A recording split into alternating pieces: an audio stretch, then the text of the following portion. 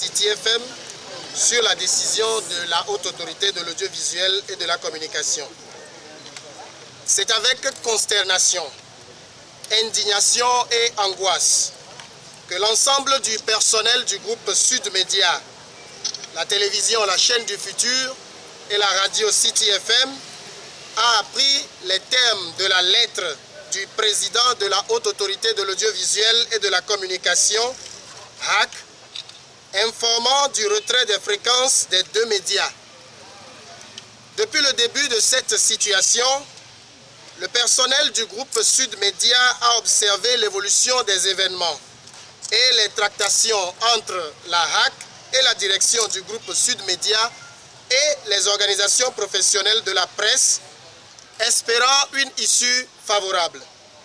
Malheureusement, tous les espoirs du personnel se sont effondrés suite à la notification par le président de la HAC ce 6 février 2017 du retrait des fréquences des deux médias, arguant que ni la télévision LCF ni la radio City FM n'auraient obtenu aucune autorisation préalable d'installation et d'exploitation des dites fréquences.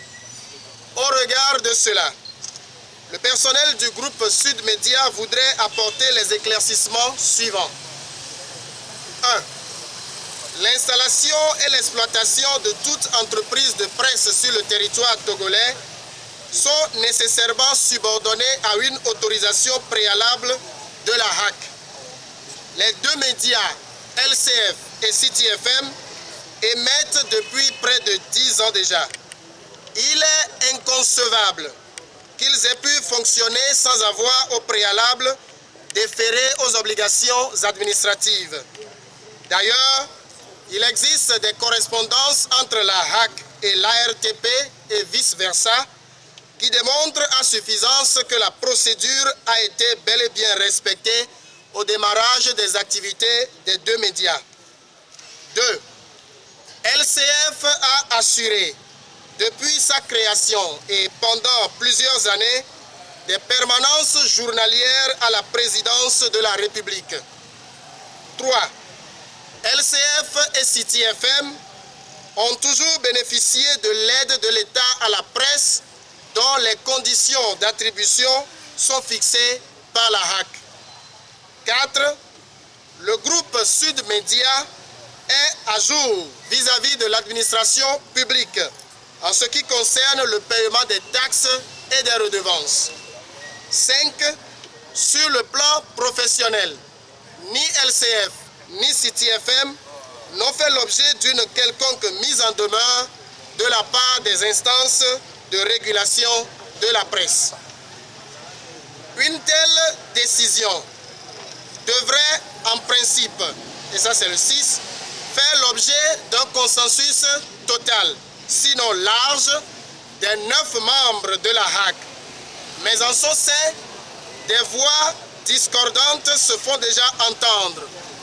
Le président du comité presse écrite, Komi Aziarouvo, a saisi la Cour suprême par une lettre dans laquelle il a révélé les incongruités dans la gestion de l'affaire et de la décision.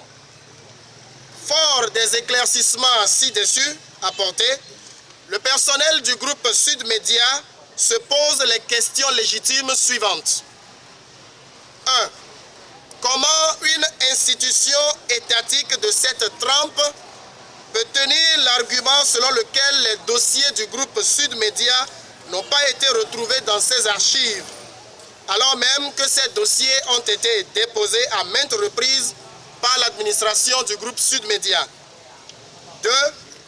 Qu'est-ce qui explique cet empressement du président de la HAC à retirer les fréquences aux deux médias au point de violer le règlement intérieur de l'institution qu'il préside et les dispositions légales en la matière?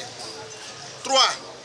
Comment se fait-il que la HAC, dont la mission, au terme de l'article 130 de la Constitution togolaise, qui stipule, je cite, « La Haute Autorité de l'Audiovisuel et de la Communication a pour mission de garantir et d'assurer la liberté et la protection de la presse et des autres moyens de communication de masse, fin de citation, se dresse aujourd'hui en prédateur de la presse.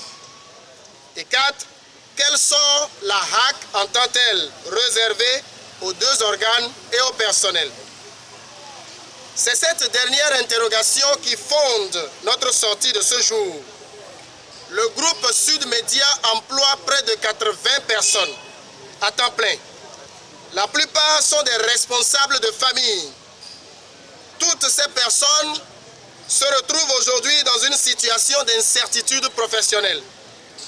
Dans un contexte social marqué par la précarité et un taux de chômage inquiétant au Togo, au moment où la presse togolaise se bat pour que la convention collective soit adoptée en vue de l'amélioration des conditions de vie et de travail des journalistes, au moment où le chef de l'État a placé son mandat 2015-2020 sous le sceau du social, les employés du groupe Sud Média se retrouvent, par le fait de cette décision, réduits à un chômage forcé et appréhendent leur avenir avec beaucoup d'inquiétude.